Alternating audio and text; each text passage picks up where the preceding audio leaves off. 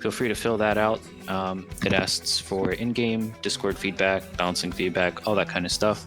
And it really helps us get the pulse of the event and what you all think. Also want to say something. We're all here to have fun. There's multiple mission makers here, and they appreciate any feedback if it's constructive. If you got any issues with the mission that is game breaking, contact staff on Discord or TeamSpeak. If it's just like feedback to the mission, put it to your CL or ask the mission maker if they want any feedback from you. Don't say it in game, don't say it in dev cam, don't say it in a stupid way. It will get you kicked or banned. Oof. Awesome. Right. Operation Whispering Steamroller. Who is our mission maker? That'll be me. Please, can we have our briefing? Yeah, non-sequential uplink, BLUFOR attack, in for defense. Any questions? BLUFOR leadership. Any questions? Is it non-sequential, yeah? Non-sequential. That's good. So proud of you, Dennis. You've come such a long way. I got one thing, Dingo. Yeah, go for it. Hey, Specky, how you doing? If I remember correctly, then though didn't we agree on giving the R4 weapons option for the GREENFOR? Carrier out there. So many issues with it. So you should all have AK-74s as opposed to AKMS, if I remember. Yeah, it seems to be AK-74s. Does the light AT for Red 4 squad or Indie squads have RPG-7s or sticks? RPG 32. Oh, lad, on script, sorry. Light AT? Light AT should be sticks, yeah. Okay.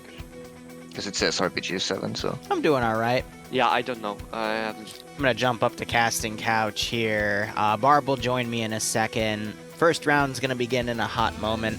I gotta go through and write up the vehicles, but we do have a full server today, so 124 players. Then there will be a break in between the operations of the branches. Then we'll do NA. And then we should be good.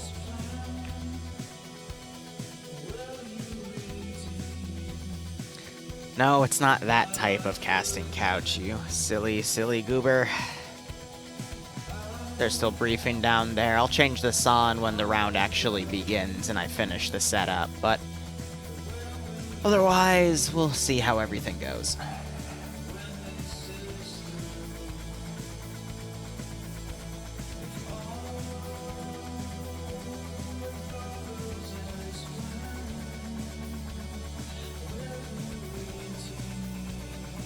Yeah, from the map, I mean, BLUFOR standard spawn in an open area. GREENFOR starts up here. One high area, one slightly fortified area, one open outback area. It should be a-okay. There's Barb joining me, and there are some invisible bodies flying in. Barb, how you doing? I'm good, Liru. How are you? All right, you are very loud. Thank you. You also kind of did the same thing to me. You went, Barb, hi. So I went, Liru, hi. I'm sorry. I didn't mean to be that loud, my friend. That's okay. You usually are loud. Okay. Starting off great today, aren't we? Right off the Yeah, top. right. But yeah, nice long day of work.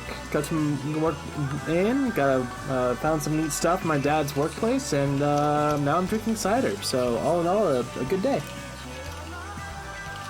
That's good, man. Yeah. I'm just bouncing through the spawns. I forgot to write down what each side had, so I'm just looking at it in chat and adjusting accordingly. I think BLUFOR just has 3 Humvees that are apparently not armored, and then some transport trucks. Then I think GREENFOR just has some statics. Send in goats. And again, I can tell we need to go live because my viewer count drops to half. I'm feeling good today, though, so it's not going to bother me that bad. I mean, that puts me on the spot. Now I'm like, well, there's nothing I can do about that one, man, unless you want me to go die. Like, put the knife down. I can suck more blood off of you when you're alive.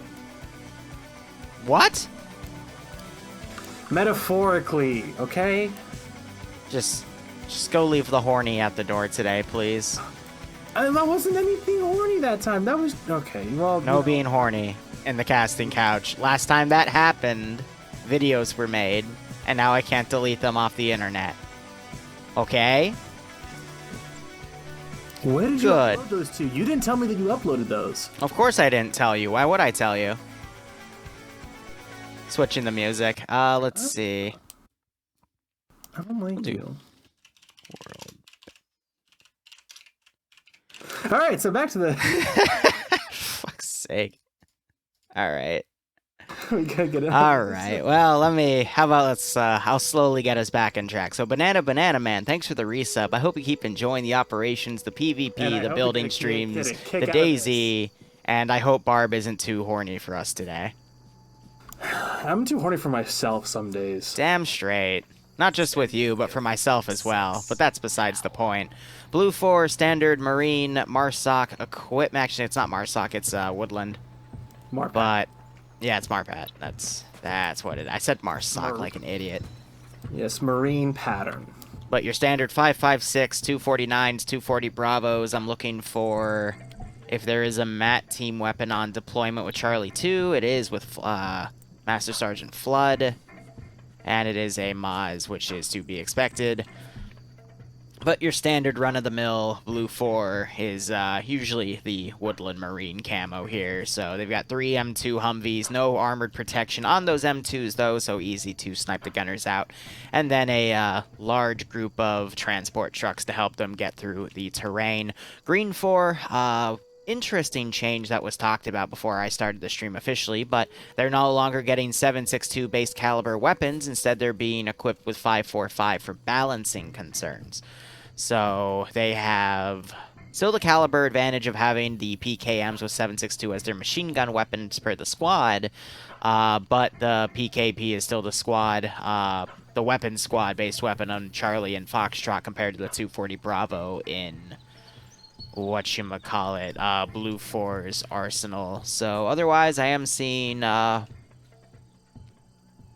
what is this type of body armor? It's the standard Cherno-Russian body armor here. So both sides have body armor, both sides have similar calibers.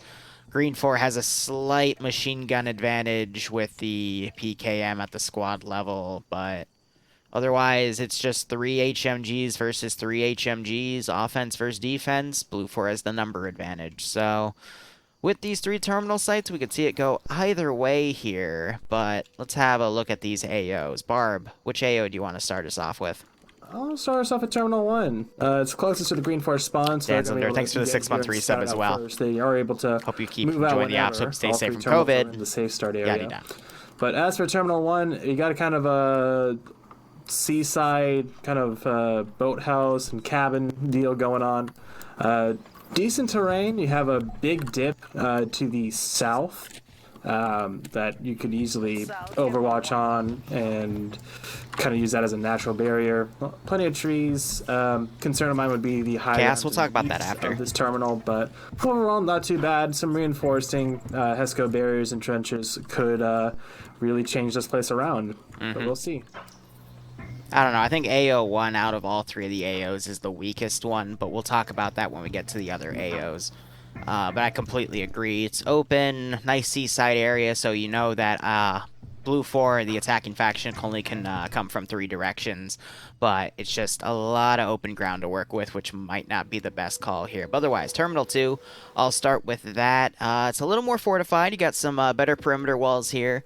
It's more of a town with some gated off buildings here, but the what's it called, the lines of sight actually on the ground level are really tough to the north and to the south. So this one I feel like on the map looks like a good choice, but when you actually get over here, would you rather have this really close CQB style terrain, or would you have that far off openness that you have in Terminal 1? It's going to just be dependent on what the commander wants after he gets forces there, but I think he's going to deploy the forces and just, stick with what he's got. But I think out of all the AOs, I'm going to take that back. Terminal 2 is actually a little worse than Terminal 1 just because of these really bad sight lines. What are your thoughts? Yeah, I agree. The foliage around this area is incredibly dense. It's full. Like in certain spots, it is. But hard later to rounds see might not past be. This first line of trees and some of the smaller ferns, or not ferns, but pines and just saplings. They really, at the ground level, they really obstruct these lines of sight. That, but before they can even really go anywhere. I could see some Scandi Recon defense bullshit plays where they hide, let the enemies go past, and shoot them in the backs of the head. Possibly. Especially when they like to hide in the trees themselves, though they got rid of that, but... They try to get rid of that. They tried, but they still find ways. Life finds a way. Mm-hmm. But yeah, I'm with you. This, if they want to commit to a CQB fight, they could really turn this into a meat grinder. Creaking open doors, lots of windows and doorways to shoot out of, but they would have to heavily commit to a defense of the sector if they wanted to be effective. But grenades and explosives did get a buff a few weeks ago, so they're actually a little more effective. So with that in mind, if the enemy's able to get close enough to be in grenade range, that might not be the best idea. But let's turn our tables to Terminal 3, and this one, in my opinion, is the best one of them all. Like, I could easily see an all eggs in one basket defense strat just on Terminal 3, because you're on an open hill, there's plenty of room to fortify, though it is important to note that the border of the territory doesn't go all the way to the southern side, so they can't fortify this entire hill here, because they'll only be able to fortify within their territory itself. But still, this is one I would say that's worth defending, because you got this nice perimeter wall around, you've got room to make fortifications all around, but just to the outside, it's also, on the high ground, so you can see from any direction where targets come up. The only weakness I would say it has is the sheer drop-off to the west. I could easily see a force come in from the south, riding this ridge up, and then head up directly from the west, and easily get up here. However, if that attack is caught early on, grenades literally thrown from the top could reach all the way down to the base of the hill before deading. But it's just a matter of, can GREENFOR do proper recon and force defense for this type of objective? What are your thoughts? I'm kind of torn on this one. We have a few bunkers kind of dotted around, kind of pillboxes. But if you actually go in them and try and look out the window, especially the one closest to the terminal, you're going to see nothing but treetops and then the sea. So these pillboxes are going to be, in my opinion, next to... They're just for decor more than anything. Or even like a hold-up thing. Like you sit in there and you watch the door and hope no one throws a grenade in the window kind of thing. Yeah. The warehouse is pretty empty. You have that ledge up there on above the little hut to kind of peer out of. But as far as overwatching this entire hilltop, I completely agree with you. But they would need to build up to these stone walls and that perimeter that you're talking about. Yeah. They have to build up to look over that, and that might be. I can't see that being effective, and effective means a defense. Yeah. I did see X-Ray pass up by here, but now they're going. I think they're on their own direction, trying to get on a hill to the southeast to overwatch if BLUFOR comes up the eastern road. That's a good call in my opinion, but. Yeah, I think we're going to see an all eggs in one basket accompanied with a kind of a forward, like an active defense. But as I say that, I see two squads heading up to Terminal 3 and another one heading possibly towards Terminal 2 and no one at Terminal 1. So yeah, I think we're going to see an all eggs in one basket in 3. I think you're going to be correct there. Yeah, I think these guys are going to be coming through this valley. Actually, no. Now they're... Oh, sorry, no, that was a different one. Did they crash their trucks? I think they made a wrong turn, and they're turning that truck around, or they're doing something right there. Regardless, I think the best strat for GREENFOR in this case, we have the advantage of seeing them like live on the ground. They have to only judge it from the map. So from the map, I would say Terminal 3 is probably a good choice. Terminal 2 is a trap, but it looks good on the map itself. However, we have already done quite a few operations in Susari in FNF, so some people might remember that terrain and not to go over there. But I would say the best strat would be half and half, or 3/4, 2/3, 1/3. 2/3 on Terminal 3 and 1/3 on Terminal 1 as a fallback point, but Terminal 1 you fortify the hell out of. or you do 2/3 of the fortifications on Terminal 3 and 1/3 on Terminal 1, and have Terminal 2 as just like a sacrifice piece, or maybe put, one guy with an explosive trap there, because those explosive traps can get very, very useful, and we might actually see that with, we do have Foxtrot in the back line between Terminal 3 and 1, still close to Terminal 3 itself, but they might be setting up a line of defense to utilize this later. They also have the gun car in reserve, but the gun is pointing downwards, so I'm not sure if they broke it or something weird happened. I think they might have just been pointing it down because it didn't look damaged otherwise, like the hole or anything. We do have on the south. Fortifications are starting to be dug in Terminal 3. Sorry, go ahead. No, you're good. Over here on the southwest corner of the safe start, we do have Delta and Command over here. And we have Tessic building HESCO barriers over here just on this random side road. I guess that's maybe to act as a scarecrow for any BLUFOR forces coming up along the coast, going for Terminal 1. That's the only thing I can think of. That's not really a good strat, in my opinion, because this leaves a lot of room. Yeah, like, you're banking on the fact that they're going to come this way, and that's not a guarantee. Granted, Sassari, it is a bit of a bottleneck map. There's a very finite amount of ways BLUFOR can get to you, but the only thing I can think of is they know that west is a drop-off, so they're trying to set up forces to catch anything down there. But honestly, those forces would be better spent fortifying the actual objective. But I think there is a fallback plan from Terminal 3 to go to Terminal 1 based off of where all these forces are set up. We do have Manfred. I don't know. I think Manfred is the engineer. He is checking out these pillboxes and, like you said, checking that western approach out. Yeah. We are seeing some, HESCO barriers, HESCO watchtower bunkers, that kind of thing. They actually got to be careful. If you look just south of the Terminal 3, they built a HESCO watchtower bunker thing, but they built it on a hill to the point where if you're inside at the first level, you can easily get your feet, I'd say even almost up to your hips, shot out from that angle, so they will have to be careful on that regard. They do have enhanced movement, so they could just hop over it from the HESCO wall, even the ground behind it, but that is something that some people may not realize, and that could lead to some people getting shot in the foot. Yeah.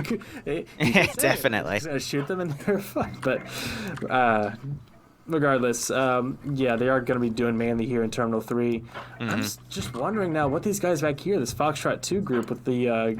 I think they're just in reserve to send the DshK car after they find out where BLUFOR's main attack is. They'll potentially try to send it around the attack wave to harass them on the back line, because more often than not, when the defending force is able to do something like that, they win. Just because they're able to divide the attacking force's attention and whittle them down to the point they get the numbers advantage taken away from the attacking force, and it goes into the defensive force. And by that point, it's very, very rare to see the attacking force still win once they've lost the numbers advantage. And speaking of attention, I want to bring your attention back to this western road for GREENFOR, where, Zami, Emzikov, Blade, Dardus, they've all built this little... I really don't like this. Yeah. Me neither. Like, I seriously think that's what all that it's for, is for, scarecrowing any kind of BLUFOR force that's coming up along this far west coast. They're walking up along the beach or maybe inside the forest. They see those HESCOs. They stop, and then they go check it out. So maybe it's just to buy time. Maybe they have someone watching over it as bait, but otherwise I can't really entirely see the point. Yeah. So BLUFOR, though, it looks like a majority of the force is heading on the western flank, but that Scarecrow group, it's on a side SSR that's not even connected to any SSRs that BLUFOR could use, so they're really banking on them going on the coast for this one. So I would only assume... Who do we have fighting here? It is Kami Slaughter versus on BLUFOR. It's Bassbeard versus Stanners. He has the he has the officer thing. Okay. Yeah, so Bassbeard versus Stanners. So Stanners has to be in Bassbeard's head then, thinking he's going to take that angle, because there's no other reason to put that fortification line there. But I digress. So 2 questions I got asked as we let BLUFOR deploy, and we'll talk about their movements in a hot moment. Is first off, if you want to join, I can't publicly advertise it because they're full, and they've asked me not to because they're still full. But usually by round 2 and 3, there's a few openings. So if you know someone, they can get you in. But I've been asked again not to advertise. So usually though, by round 2 and 3, especially by round 3, it's usually down to like 100 to 110. But with the other question, Barb, do you remember any rounds where it was just completely unfair from the get-go? Because I can think of one easily on the top of my head. There's Ref been and a F. few, and they've been fewer and farther between as time goes on, thankfully.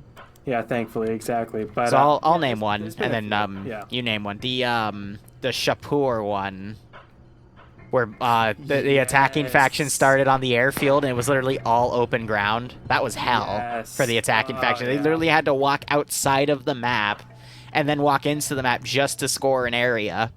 But they Yeah, didn't have enough time to depending on maneuver. Yeah, because it was just all openness and 3 fortified areas from the get-go. So a lot of casualties for the attacking faction. Completely unfair. But, I mean, if you gave them like a 40% number advantage, then maybe. But go ahead. Yeah, or even just some vehicles. But the one that Yeah. comes to mind for me is the one, I think it was on UTES, whatever, where once it was at night. The attacking side had night vision. Yeah. The defending side didn't. Yeah. It was shitty night vision, like Gen 2, like shitty binocular ones. But it was still night Oh, God. Yeah, that Something UT's versus invasion.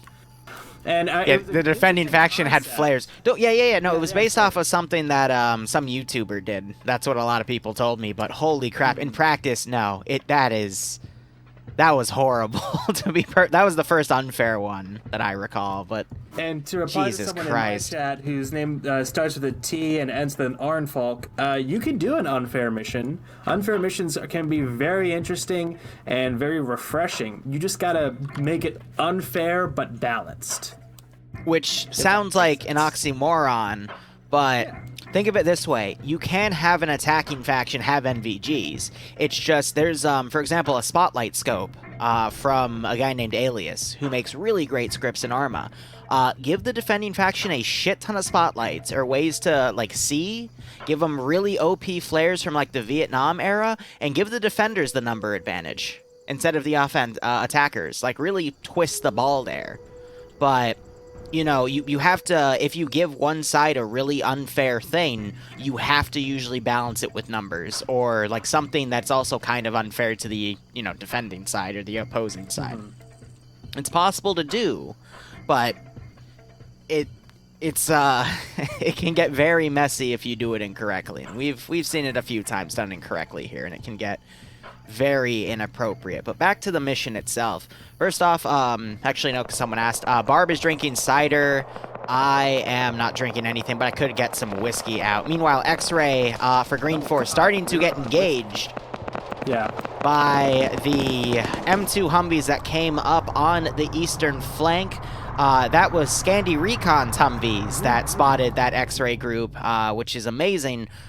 Considering that the 50 cals only have iron sights there, but you see Yanni and Lone Survivor out with binos, so they obviously were scouting for it, and then they coordinated with the Humvees firing, and that has made those GREENFOR guys wave off. Something I will mention to plug OFCRA real quick. If you want to see some crazy action with vehicles, I do OFCRA on Thursdays. There was a dude with iron sights in a 50 cal doming people from over a click away in a 50 cal Humvee yesterday. It was absolutely amazing to see. Meanwhile, I'm gonna bring up the obvious question, but goddamn, that's impressive. yeah, no, like, it was a great round yesterday, and we had over 200 people watching. It was fun. But otherwise, BLUFOR, the western flank, is starting to get engaged by GREENFOR up on the central ridge. GREENFOR opened up, and now they are taking a barrage of machine gun fire from what appears to be 2/3 of BLUFOR's forces.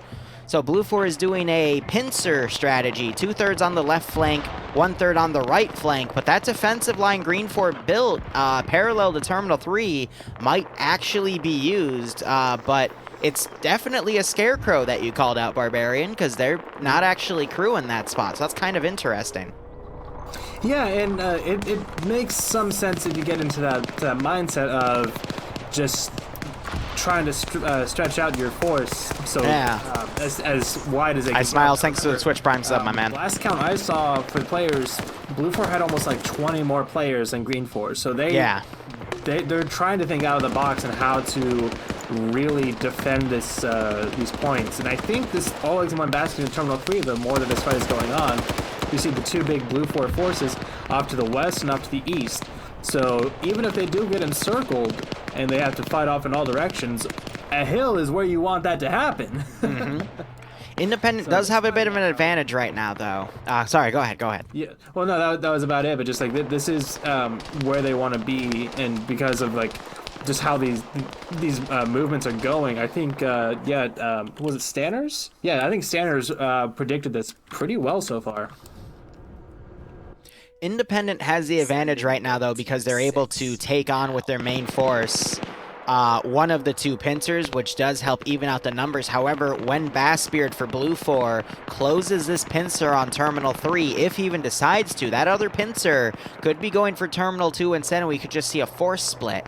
But if he were to pincer Terminal 3, he would definitely be able to overpower this, because Stanners only has like a third of his force on this terminal site. He's got the second third in between Terminal 3 and Terminal 1, and the final third between Foxtrot, Command, and X-Ray on the backline to the north. I guess just keeping them in reserve for now. But if BLUFOR were to press, they could easily overpower this sector.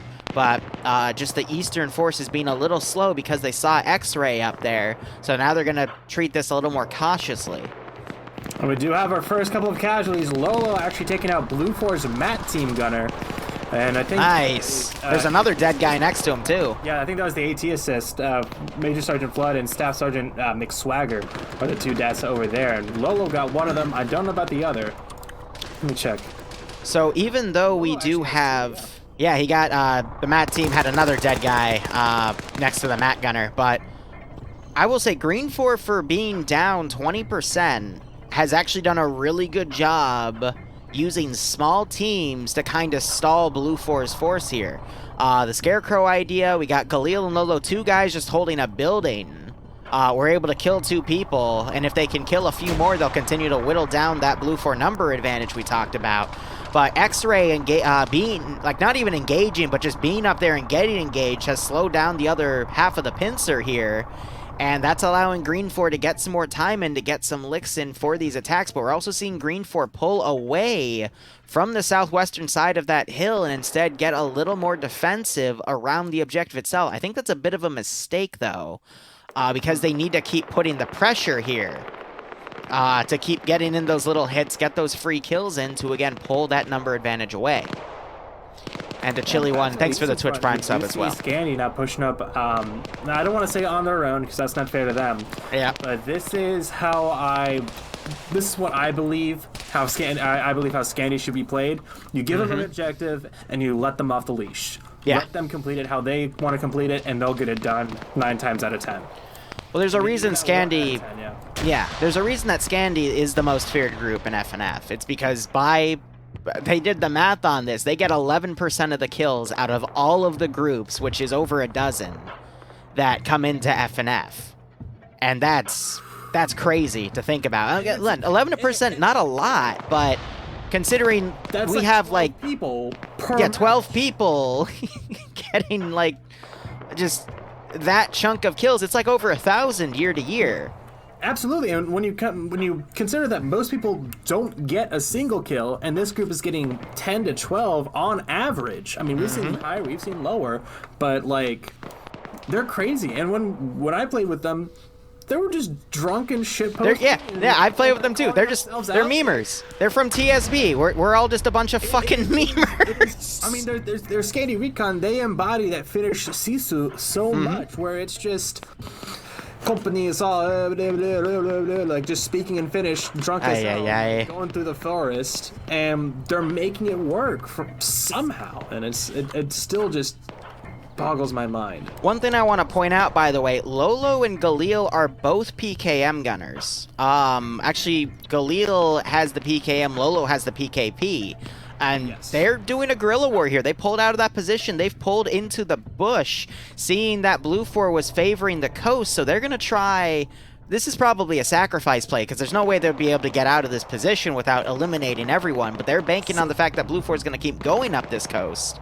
So And two get things done. on that. Yep. I think that the two of them being machine gunners or auto riflemen, whatever you want to call them, out here on this flank is kind of playing into that scarecrow idea of working this coastline, at least that baseline idea.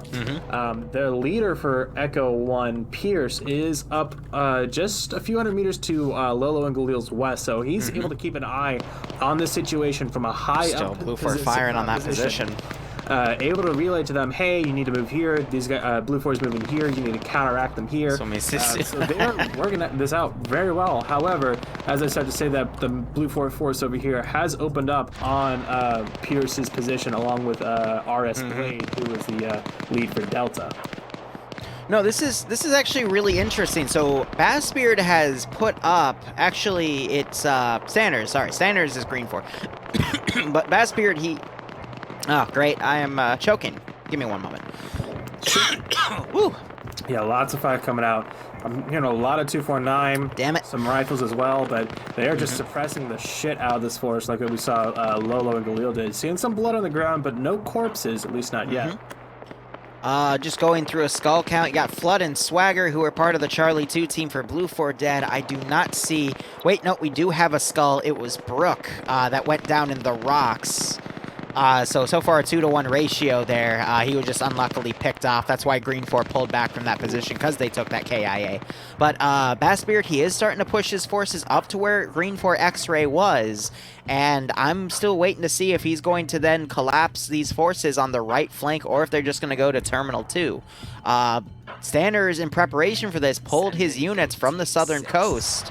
Not coast, excuse me, the southern ridge, and actually it's Alpha who's always been fortifying the east, but I'm trying to see, it was Charlie and Bravo up there, but they're now folding down to fight in the low ground with Echo and Delta to form a giant battle line right here. And then you have the Scarecrow position to make sure, just in case they don't get outflanked, that's there to slow them down so they can get on top of them. But you also still have Lolo and Galil as machine gunners watching the coast area to make sure that no one sneaks around. So it's a really good play for taking out the Western BLUFOR group here, but I'm really curious to see what the Eastern BLUFOR group does. They're playing it super cautious because they spotted X-Ray, but it looks like... It does really look like they're trying to set up to go to Terminal 3 and make a pincer here, but it could still be a bluff. I think that second idea is more what they're thinking. I think that X-Ray being here was a bit of a speed bump, and now that recon... Curie 117, thanks to Tier 1 sub. Hope you can join the ops. Area, Hope you get kicked out of this. They should be reporting back, hey, yeah, we don't see them, no sign of them here. I think the bigger factor for them being so delayed is this Western BLUFOR force being so pinned down. Like, they really haven't moved far from their vehicles. In fact, they're still by those transport trucks, still in those same positions. So I think that just because it's mainly because the guys on the west have been bogged down for so long, this eastern group has been just sitting with their thumbs up their asses, waiting for the order to move out, and it's not going to come anytime soon. And we are seeing now Alpha for GREENFOR shooting out his Scandi's position from the terminal. Yep, they're pulling back. Of GREENFOR X-Ray now, who are making their way back to their former position. So but it looks like BLUFOR is actually going to go for Terminal 2. So what we might end up seeing is BLUFOR is going to go take Terminal 2. Then we might see a team go for Terminal 1. Explosive Trap was just triggered on the southern side. I don't know why. I think maybe they set a timer thinking the BLUFOR would be a lot more aggressive, but yeah. The group from there is X-Ray, who was still like 200-300 meters. Yeah, so X-Ray usually being the recon group, they are probably going to test that area to see if they can find a way for the main force to come up. But yeah, that was a weird call. It might have just been a misplay. I could see BLUFOR taking Terminal 2. Mailbox, but I don't know. Yeah, well, those aren't destroyable, unfortunately, but I could see BLUFOR taking Terminal 2, going around for Terminal 1, and then trying to hit Terminal 3 from the northern side. But we're already 15 minutes, plus 15 minutes into the 50 minutes, so still a 35-minute session to go, but so far GREENFOR has been doing a really good job making BLUFOR be extra cautious here, and I think we're going to see GREENFOR's X-Ray group come up and potentially utilize their SVD to potentially pick off a few guys that are part of Scandi Recon, but you still got to be careful because it is fucking Scandi Recon of all people. See Jesse friendly wiggling up to the top of the hill to Alpha GREENFOR forces, so they've made that contact and now they're pushing around this side of the hill. More suppressing fire coming from that hilltop onto Scandi. Yep, it's making them pull back. But I will say the Bino plays today have been really, really great. Scandi used Binos to find X-Ray's position, now Alpha's using Binos to find Scandi's position. Yeah, and I'm even like seeing GLs go out, getting pretty close too. I think it's well outside of the range by a couple hundred meters, but not the worst display I've seen so far. This is actually very interesting now, especially now that Jesse's coming around this side of the hill. I think he might, yeah, I seen that movement. I think he just spotted Scandi, so Baked Potato should be called up to start popping heads. As Yanni looks to be crippled as he's fallen back, although I'm not seeing blood on his legs. I think he's just going slow. Yeah, if Baked Potato were to be pushed up, he might be able to get a shot out. I'm watching Nemesis, though. In my opinion, the best player in FNF these days, followed by T5 Bay, who I believe is on the other team. At least I thought I saw him on, because I thought I saw some other similar members with that type of designation. Nope, he is a BLUFOR medic in Bravo 2, so both overpowered players. There's X-Ray spotted by Yanni, and then Nemesis following suit with that automatic rifle. X-Ray just lost their chance to pick some shots off there. Yeah, there are not a lot of casualties. I'm not seeing a lot of blood on the ground, but see, yeah, that definitely gives up their element of surprise. The thing, though, is X-Ray, again, they don't have to get any KIAs in right now. They just have to be there to show Scandi that there are forces here.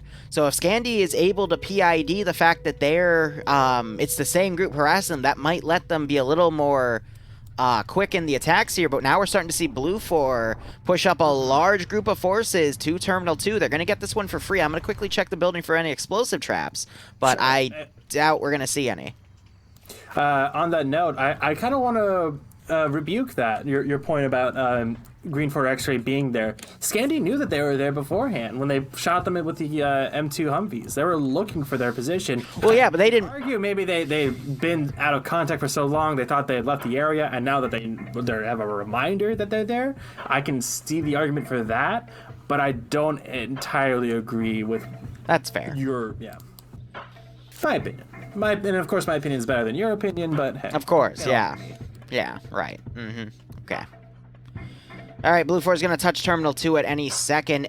Really, it's just making this Eastern group super cautious to help eat up the clock, because I'm willing to bet GREENFOR is going to go for a clock play here. We do have Foxtrot 2 pulling back, potentially to be a blocking position between Terminal 1 and 2 here. Just, again, to stall. But what's also noteworthy is that BLUFOR X-Ray has come up to the southern side of this hill, and we might now see BLUFOR commit this push to the central area of the map and follow suit, knowing that this position is clear. I'm watching this doing some, like, Hurt Locker EOD shit, checking behind the terminal, checking all the doorways, checking all the corners of the house, making sure that there's nothing here before he pops that terminal. Yeah. That's some pretty big brain plays. So I'm glad to see this almost like a meta developing in FNF regarding like satchel charges and objectives. Knowing to check every corner before you touch it, because that might be the last thing you do, especially since they buffed explosive damage 2 weeks ago. There's the hack. And there we go. And they still sprint out of there in case they miss one. That is hilarious. So yeah, like I said, I think they're going to get this one for free. Scandi is now acting like a buffer to the west of Terminal 2 for all the BLUFOR forces there. And so yeah, they're going to be making their way out. Time left is about 30 minutes of the round. The BLUFOR, again, still by their trucks. They're moving a bit more inland, at least from what the map is telling me, but 2.5 minutes will be at the behind their trucks. If you look over by Tackleberry actually, and Ash, in they 4 are minutes we'll be at the behind halfway the point. trucks where they dismounted them, which is Let's give him a warm welcome. I'm gonna say confusing, because I'm not sure if now they're holding out for the Eastern BLUFOR group to get their stuff done and then make a move, but they're gonna. I mean, GREENFOR Delta is now on the offensive. Hold on, BLUFOR X-Ray potentially in trouble right here. They got Novix and Flux nearby, but no, GREENFOR hasn't seen them yet. But there's a lot of GREENFOR guys now going to the south, potentially to retake those positions. But we have a massive counterattack coming up. Novix just spotted them. And Fisher got shot in the head. Yep. Lives. And Hassinger goes down. Fisher goes down. All right, so that was... The marksman is still alive. He could still wake up. Fisher's on 3 kills, by the way. Oh, really? Damn, so he is. Yeah, Two group for GREENFOR. Ooh. Charlie 2 had a shit ton of casualties on this side. That was only X-Ray that pushed up there. Fisher wakes up, he gets knocked out. Yeah, I saw Hassinger and Fisher pushing up on their own as a two-man team. Mildly concerning, but it looks like they got some work done. Yeah, so they picked off all those guys. Out and killed. Yeah, so the 4 guys at Charlie 2 are because of that X-Ray group. I guess they came up and picked the 4 of them off, because Fisher had 3 kills and his assistant had 1 kill. So that's a good advantage to have, but now we're seeing GREENFOR make this counterattack. I just saw a GREENFOR guy pick off a BLUFOR guy, and again it was the Moz gunner. He's dead over by buckets behind a tree to his southwest.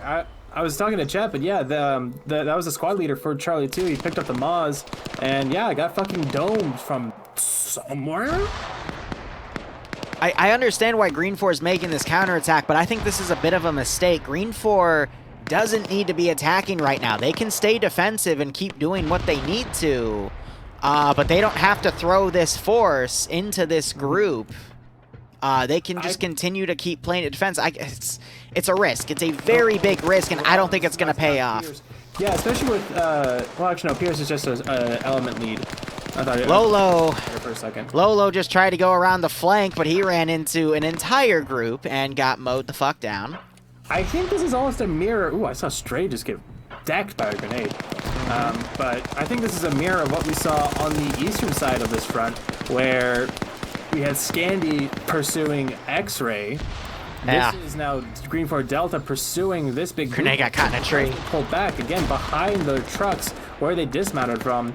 I think GREENFOR was like, where the fuck did they go? Let's push in and try and like ascertain their location. And it turns out that they were hiding guerrilla style, and now they are very clearly paying the price for it with this Delta squad being, I'd say, at least down to half right now. With more on the way. I don't know. Again, I think that's just a waste of manpower. I do love how we have a few BLUFOR guys using the little internal bunker area to get immediately to the western flank and get right under this ridge. They could potentially use that to outflank, but the real fear now is this large BLUFOR group coming to Terminal 3 from the north. And then you have a small detachment off of one Humvee going over to Terminal 1. This is going to start nullifying GREENFOR's ability to drain the clock if just a single team can go over and touch Terminal 1, because there's still 25 minutes left on the play here. I'm gonna be real. I didn't know this place existed. I didn't know either. I saw it a few minutes ago. Yeah. I also love how Kami Slaughter and Joseph Stalin are in the same team. Like, not even the same side, but the same side. I mean, hell, they're right next to each other with a dingo who probably ate a baby, right? Shut up. So Command with Foxtrot 2 for GREENFOR, now trying to stop Scandy Recon within Echo 1 and Delta 2.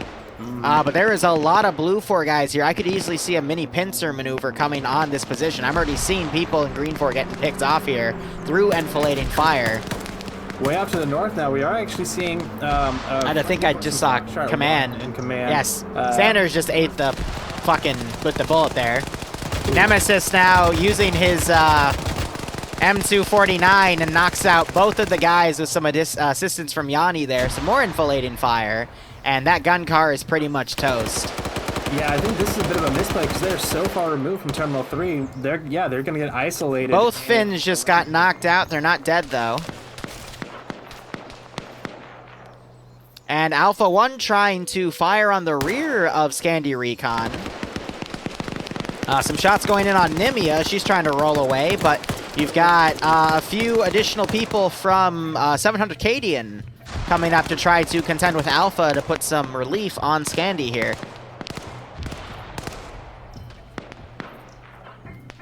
Nuzzy just got knocked out. Nimia's knocked out. Nave's getting in a one-on-one with Navy, but Navy was trying to backwalk while Naps was doing the cheeky left and right run to avoid bullets. That's a classic King of the Hill move you see. Meanwhile, looking on the far southern side, GREENFOR is down to 4 dudes, and the overwhelming numbers of BLUFOR is just going to be able to push through. You got Galil in the back line on the coast in a wrecked building trying to fire some shots into BLUFOR as well. But I think GREENFOR just got a little too aggressive here, and especially with the southern push of manpower. And I don't think they're going to be able to take this one. I could see BLUFOR just pincering the third objective, and since no one was defending Terminal 1 because they went for a true eggs in one basket approach, there's not going to be any delayed time to get from Terminal 1 there, so... Yeah, so they're going to have to hold up here, and they do have... Paladin just got 22 minutes now. smited. So, they could hold out, especially with Scandi being crippled as it is, but I think that they're going to get out of this pretty well intact, and then, yeah, it's not a lot of GREENFOR defending this last terminal. I'm going to say, yeah, that push on the western side for GREENFOR, pushing south into BLUFOR, Alpha, and Bravo, they really should have just stayed back and let BLUFOR come to them. I like their head. Wow. Like where their head was at. I'm assuming that they thought that they had the advantage. They can push in. They can, while they are shattered and trying to recover, perfect time to move in for the kill. But BLUFOR was one step ahead of them in this scenario. I just watched a BLUFOR guy lose a fight one-on-one with a GREENFOR guy. The issue was the BLUFOR guy had a 240 Bravo and was prone and looking at him, and the GREENFOR guy just one-tapped him with his handgun. I don't know how you lose that fight, but crazy things you see in Friday night fights. Vonk is John Wick, yeah. Let's go with that. Never kill Vonk's dog, or else he will shoot you with a handgun. That is the moral of the story there. GREENFOR still has 4 guys. As I say that, GREENFOR now has 3 guys, but one's unconscious. Terminal 1 gets blown up, and Galil is unconscious there. No, I'm talking about the southern garrison now. But yeah, Vonk was the one that got the pistol kill on the 240 gunner. I think head on. He got dropped too over there. Yeah. I don't see him anymore. Yep, I'm pretty sure he got dropped. But we do have GREENFOR X right now coming on the back of Lusad, following that engine noise from the Humvee. Yep. Pretty closely, but not too closely. And it's going to lead them right to Scandi. So X-Ray for GREENFOR still has a chance to cut the head off the snake, so to speak. Not the command head, but the strength head, I guess. BLUFOR, if they take the next 5 minutes to rally and then the next 15 minutes of pure combat, they could still easily take this objective. Kingdo is about to run into Scandi Recon. Yep. He's going to shoot Finn in the face. Flanks Lone Survivor, gets a beautiful double kill, but Nemesis gets a revenge kill. I think that was number 4 for him, though. So King, I guess this is round 1. King Slayer there. John Vonk. Taking out Flying Finn. So it's going to just be Falcon. That was a great flank, though. And Nyander. Legal Action just got picked off Hillary Clinton style by his own guy, Manford. Manford is now at Flux tried to throw a satchel charge. -1 kills. Threw it way too short. Do you see that crater west of... Yep. he was good play, just though, before but those things only throw 5 meters, so... Yeah, they weigh like 8 pounds or something. You can't throw them super far. Yeah. They're meant to be, if you're literally like on top of somebody or in a bush, you just throw that into the enemy squad and laugh. Yeah, or just pop the trigger and then just run inside of them. X-Ray now in the back line trying to pick off Falcon and Iander as they are trying to maneuver away. I don't see Nemesis anymore. Nemesis got picked off, probably by the X-Ray group. But BLUFOR, they have, yep, so they've completely wiped that southern offensive, and now they have a lot of groups to come in from the southwest. GREENFOR just has to hold out for another 13 and a half minutes. Mm-hmm. No. No, 17 and a half because it's an additional 5. 13 and a half I might be doable, but 17 and a half is going to be a little tough. I can still see it, but it's going to be really tough. Now that we're seeing this BLUFOR force reorganize on the western side, they're going to be able to push up pretty soon. This dual machine gun action, man. If they still use their trucks, they might be quicker, but they can easily scale this wall. Or not wall, but the cliff, as they're seeing Combat Wombat in one of the Humvees do as they all dismount. So they will be...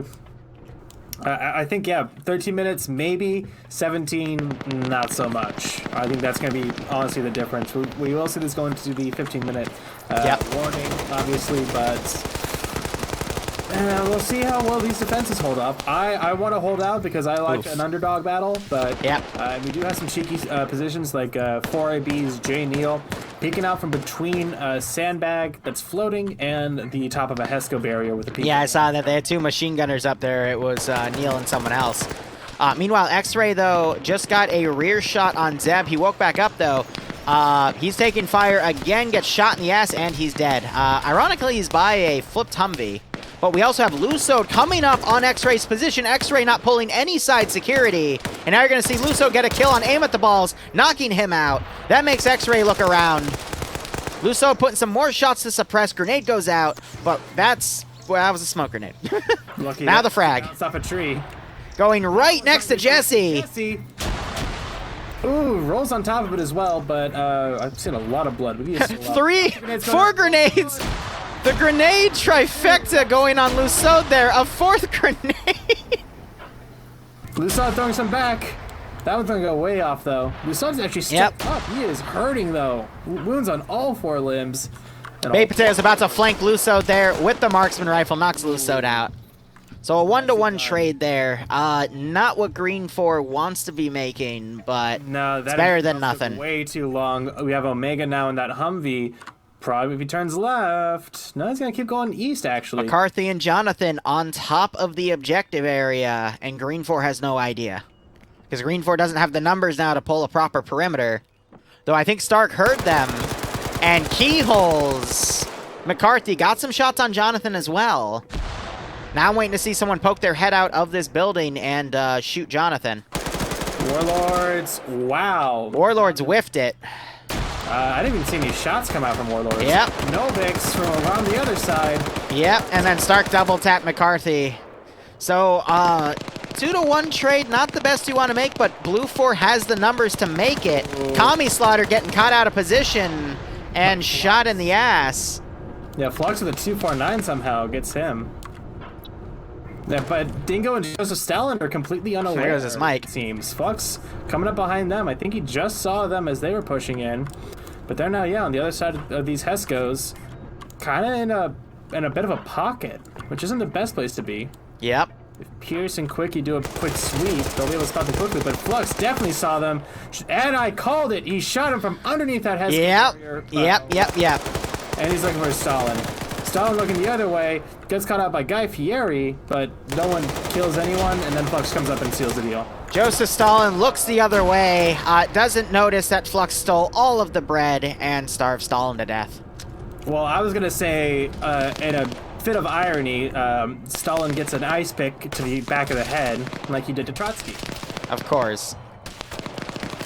See, I actually know my political history, unlike you. So Novix is dead. I was going to say he has the marksman rifle from BLUFOR and is trying to use it, but no, he took a bullet to the face instead. Yeah, they're actually holding out pretty well as that 15-minute timer has started, the 15-minute warning. I don't see it. BLUFOR is right on top of Terminal 3. If GREENFOR, instead of doing that attack, just pulled those units back to hold Terminal 1, I think we'd see a different story. You got to play for time. Yep. In a disadvantage like this, and they had some great moves early on, stopping both flanks as they pushed up. Actually, yep. Really quick, Coda just dropped Omega and Iander. And was Omega up there? I can't. No, Omega got dropped by Gorin. If you look to the southeast of that Humvee, you'll see a dead GREENFOR guy behind a pipe. Nafs killed him, but that guy was able to kill Omega. And now you got Stark about to be breached on top of. Oh no, he walled off that side. A little cheeky. Yeah, Omega and whoever else in that Humvee are both down. Try to wake back up, but can't. Actually, the driver looks to still be conscious, but I think that might just be an animation bug. More AT going out on this. Yeah, it's a little short though. Quickie is getting friendly fired, actually. No, sorry, that's Buckets. It's coming from the warehouse area, but no, that's Buckets on a great crossfire. Now Spazbeard leading the charge, vaulting up to shoot Stark, but Stark, I guess, had the advantage there. We are seeing Cheeseburger and a bunch of other BLUFOR people suppressed. Thank you, Logan. Good job, son. I'm proud of you. So many grenades going on this compound. Coda and Guy Fieri getting knocked out. The Matt Gunner was also killed by grenades. Stark now in a one-on-one with Swola. Truck explosion wakes Guy Fieri up, which is interesting, but I guess that was his Flavortown truck, and he did not appreciate it. Pulls out the RPG, but no, the grenade! He's still up, but he's definitely hurting after that. Second one should be coming in any second. There's the second one, cooked it even a little bit. And Stark still alive from that. Very interesting. Stark does not care about your grenades.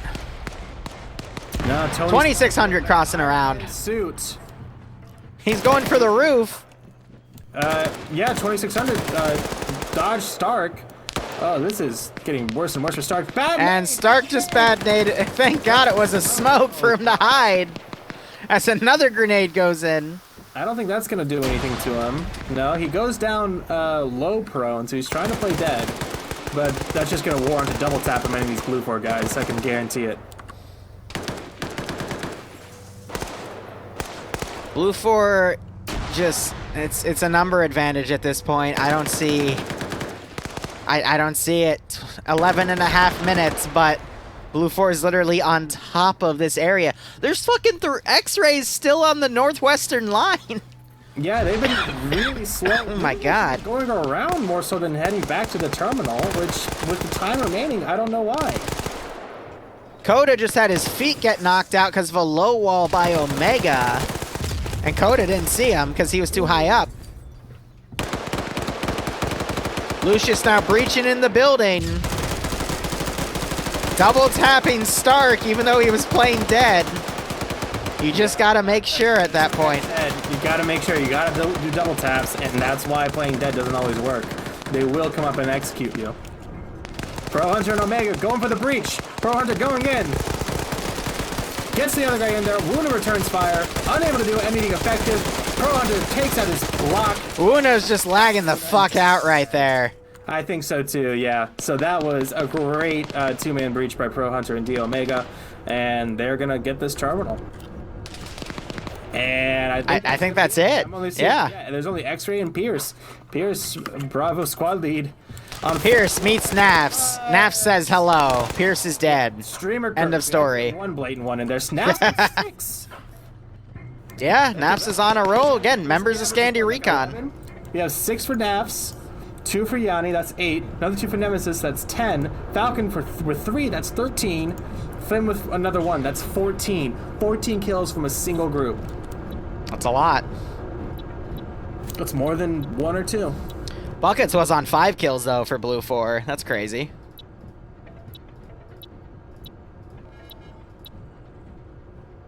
Pro Hunter on 2 and a vehicle kill. Which I think is the truck in the middle. 2600 on 2. Where is T5 Bay? He was on 1, but he died twice. Interesting enough. 30 seconds left. Matt, Coro, Bay Potato, and Jesse pushing in. Can they get to this terminal in time? Bay Potato eats shit from Combat Wombat as Coro throws Fred away with a Vusto Raw, also throwing Omega away with bullets. 10 seconds remaining. Coro goes down. Jesse getting wrapped around. Jesse, we gotta cook. Lucius going prone. Wow, Huh. And Jesse's surrounded. Terminal 3 hack complete. I'm willing not even seeing an op4 pop up there that they're all dead and GG. What's not op for? Well, yeah, GREENFOR, but all objectives hacked. BLUFOR wins, and BLUFOR managed to eliminate all of GREENFOR at the same time, so it's a double win. I do like the doubles. Both win conditions. And just look at the sheer amount of BLUFOR guys still alive. I really think if GREENFOR did not throw those men away on the southwestern attack and instead pushed them to defend Terminal 1, we'd be seeing a different story. GREENFOR would have still lost Terminal 3, but there would have been a squad size...